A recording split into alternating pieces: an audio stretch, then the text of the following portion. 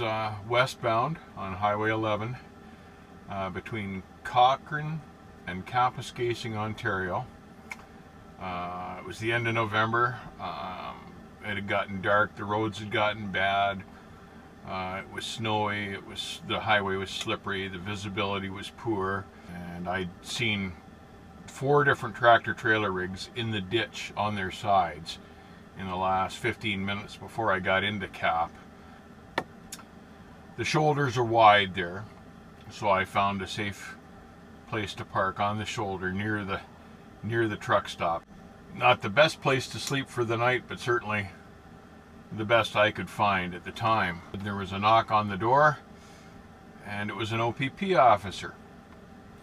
So I put down my window to see what he wanted, and he explained to me very nicely that I was going to have to move, that he didn't want me parking on the shoulder of the road.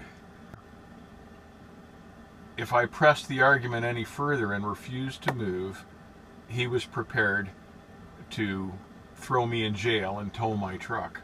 So nobody can afford that. I own the truck, and I certainly can't afford to have it towed, and I certainly can't afford to go to jail for the night, because I can't afford to have anything like that affecting my ability to cross the border where I do most of my trucking.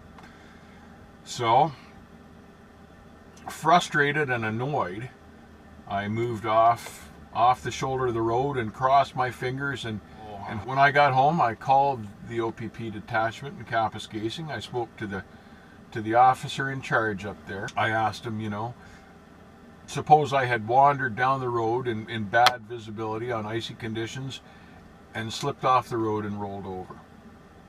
How would my insurance company react to that? Who would be at blame there?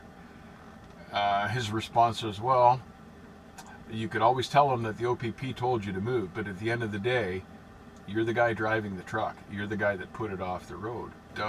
They'd had trouble with traffic piling up there in storms in that part of town, at the end of town, and they felt it was a safety hazard and had to have the trucks removed. They didn't give us an alternative because there is no alternative there. So let me recap here. I'm tired, I'm out of hours, the highways are closed, and the road conditions are terrible. And in spite of all of this, the police forced me back out onto the road and into the storm. The potential for hazard here is incredible. If I roll this tanker load, I'm putting myself at risk, as well as other drivers, and even the residents of Kapuskasing. This is the type of problem professional drivers face every day.